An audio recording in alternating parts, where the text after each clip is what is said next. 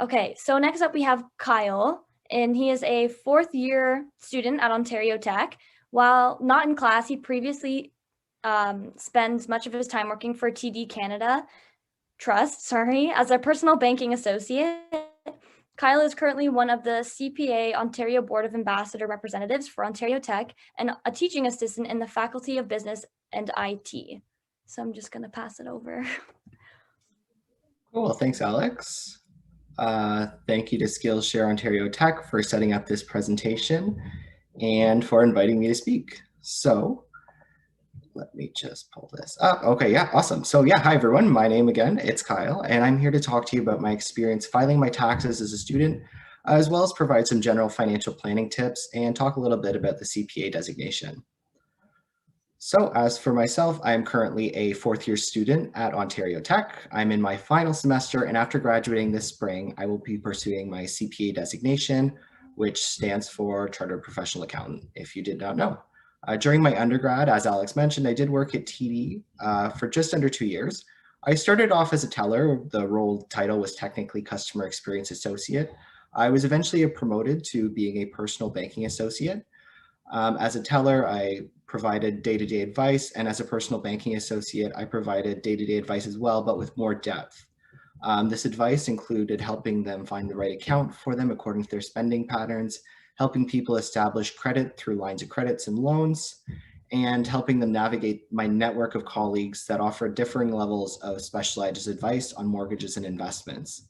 A lot of my personal knowledge around financial literacy comes from my time at TD. I'll be sharing some general tips around financial literacy towards the end of my presentation. As of right now, I'm a teaching assistant with the Faculty of Business and IT here at Ontario Tech, and I'm also one of the Board of Ambassadors representatives for CPA Ontario. As a Board of Ambassadors representative, I help to promote the designation here at Ontario Tech. One of the main things I promote for CPA Ontario is their post-secondary ambassador program. The PSEP program, intended for post-secondary students in Ontario, aims to bridge the gap between education and employer expectations by providing workshops and networking events that allow students to build the soft skills that most employers are looking for. As I'm sure a lot of you know, no matter what your situation, through schooling, we receive a ton of technical knowledge, and employers aren't always super interested. A lot of the time, some of the technical skills we learned are easy to teach once you get on the job. They're more interested in whether you have the soft skills to succeed in the organization. And for myself and my peers, we found that our need for that was met through the PSEP program. It also opens up students to various pathways available to CPAs. CPAs work across many different industries and in many different positions. In reality, all CPAs are not necessarily experts in personal income tax. Someone who is, you might call them a tax accountant. They could also be a tax specialist and not even have their CPA. Yes, we all get a base level of tax knowledge required in the training to become a CPA, but honestly, most don't use personal income tax in practice on a daily basis. Therefore, they don't possess the necessary knowledge and experience to file complex tax returns. A lot of people, when you tell them you're studying accounting and looking to get your CPA, they assume that you'll be doing their taxes for them one day. This is not always the case. For instance, for myself, I'll be working in public accounting at a large firm as an auditor starting in the fall. When I take my final exam to become a CPA, I will have to have some in-depth tax knowledge. However, I'll likely be auditing large corporations and won't be utilizing a lot of what I've learned about filing personal income tax returns and tax planning on an individual level, at least in my career. The knowledge that I personally utilize will more likely have to do with corporate taxation, and I won't be able to give as good tax advice as someone who deals with personal taxation. Similarly, if you think, for example, a CPA working as an analyst at a bank is unlikely to have a thorough enough understanding of personal income tax to provide tax advice. So despite the fact that I don't plan on doing tax, I don't consider my expert in tax, I still filed my own returns last year. My personal returns as a student, as yours likely are really simple and don't necessarily require the expert advice of a tax specialist to complete. So last year, I decided it was finally time to file my own taxes for the first time. Prior to then, myself, like many others, had a designated family member to do my taxes for me. For me and my family, it's always been my mom, but I've heard of other people's grandpas, dads, uncles, and aunts all being the designated tax filer for the family. There's nothing wrong with this, to be honest. I mean, oftentimes there might appear to be a bit of an overconfidence bias with some of these family members, but the software used to file taxes will generally guide the user in the right direction, as you saw with Nim's presentation, and will help you input the correct income and claim the right credits. I had just taken intro to tax this time last year, and I was feeling a little more confident than I previously had.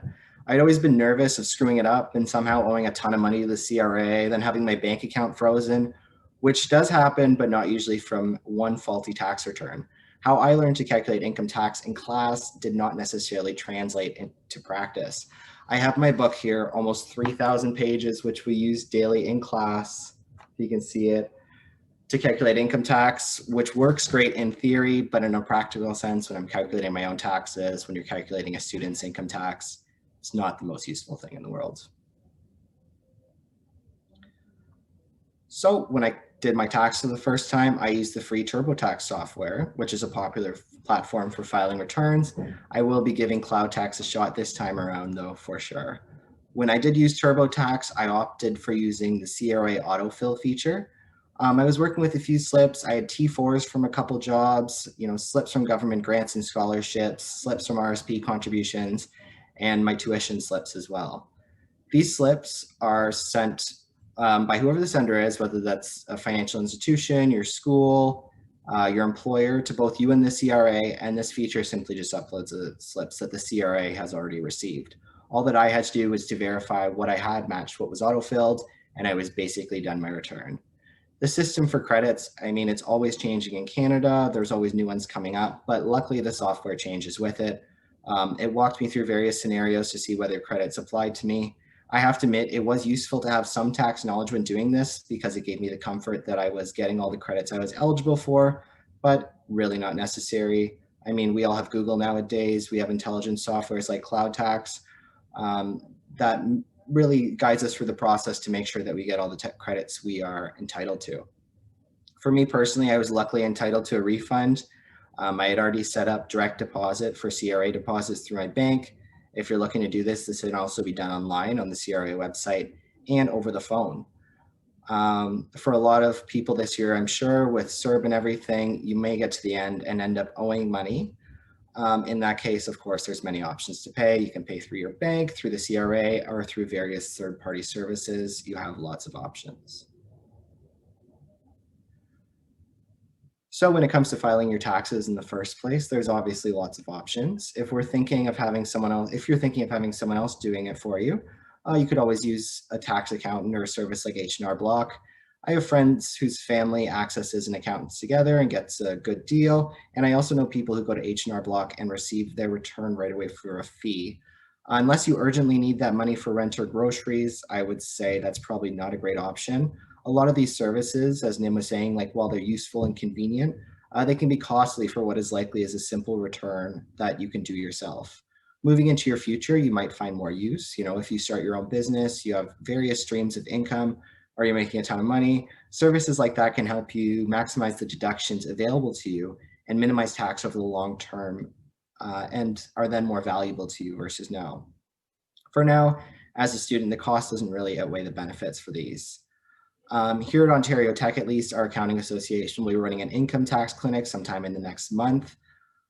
There's a threshold for the max income which you can go to, which you can have your return filed by them for you makes sense, which I wasn't able to get a hold of. If this is something you might be interested in, follow them on Instagram for updates as to when it's happening. If you're not in the area, maybe you're in a different province, Google CVITP clinic. You should get a Government of Canada page that helps you locate a local tax clinic near you. But ultimately, my message to you is the best way to do this is just do it yourself. There's a ton of resources out there to help you get through it now. The more you know, the less nervous you'll be come tax season year after year. Credits come and go and your income may change, but the foundation of how taxation works stays the same. The only way to really learn it is by doing your own taxes. So I really highly encourage you all to go for it. So tax literacy, of course, it's part of the broader topic of financial literacy. And I just like to share some of my tips that I've picked up over time working for TD and in my personal life as well in my time as a student. Number one, super important to keep track of your spending. I'm sure you heard this before. If you haven't started doing it yet, this is your sign.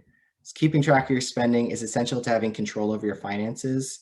You have to know where your money is if you're going to achieve any financial objective you may have, whether that be getting a house, car, going on vacation, anything.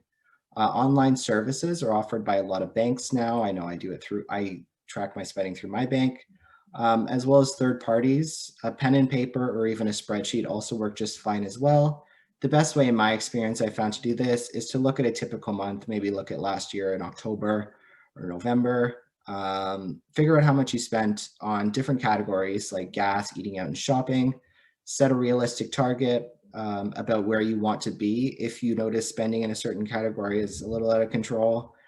Just making sure that that's realistic. If you set too high of an expectation for yourself, odds are you're going to fail and you'll lose that initial motivation you had to really keep track of your spending and get it under control.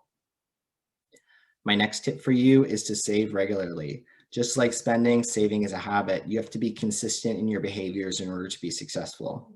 The best practice I've found is to have a small amount of money transferred every month. That looks different for everyone. For someone, it might be $100. For someone else, it might be 20. Where I see people fail in their savings when I was working at the bank is when they got too bold. They would start way too big, fail, and then just totally give up and lose all motivation to save. So important to start small with saving.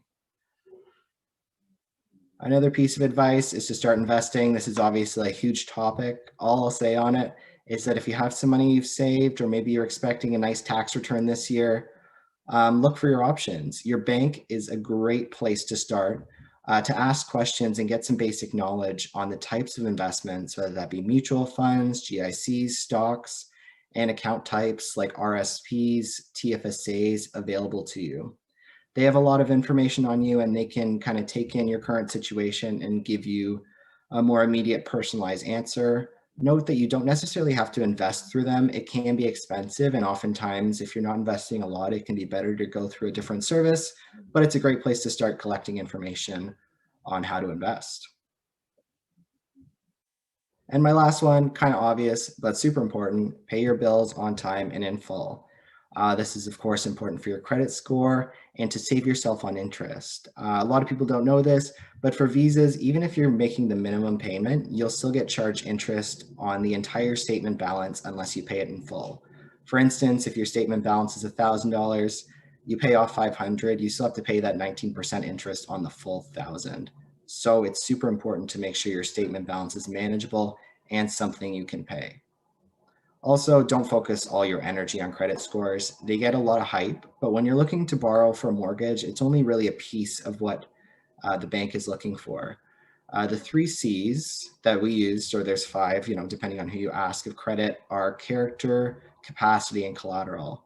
Character, what they're looking for in your character is your employment stability, which is your ability to stay with an employer for an extended period of time, or how long you've been with an employer.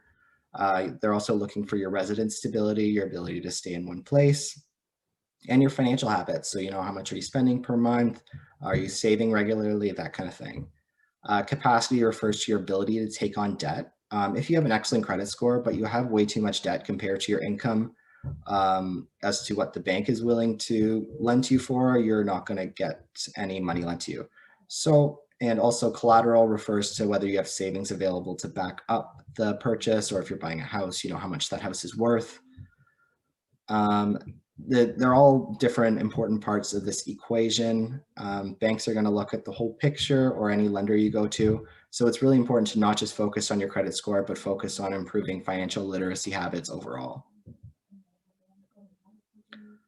So earlier I talked about how the CPAs aren't all tax specialists, and I just wanted to talk to you guys briefly about what CPAs do if you don't already know. So they work across all disciplines, of course. Throughout the journey to get the CPA, you learn about tax and financial reporting, but that's not necessarily the skill set all CPAs use. CPAs work across a ton of disciplines. The analytical decision-making skills that CPAs acquire in pursuit of the designation is what creates a high demand for CPAs and is used wherever they're working. I was at an event yesterday actually with a CPA who works in IT, and he described the designation fairly accurately when he said it represents dedication to the businesses you're looking to work for. So for anyone not majoring in accounting, note you don't need to be an accounting major to become a CPA. There's other ways you can fulfill the prerequisite courses for becoming a CPA. If you are interested in the CPA, you're a post-secondary student in Ontario, I encourage you to sign up for the PSAT program I had mentioned earlier. Our upcoming events include a case competition, employment connection nights, an Excel workshop, and much more. So if that sounds like something that might interest you and you're a post-secondary student in Ontario, feel free to scan that QR code. Also, if I don't get to a question during the question period or if something else comes up, feel free to connect with me on LinkedIn. We can talk there and follow CPA Ontario Tech socials. All right, and that's all I have.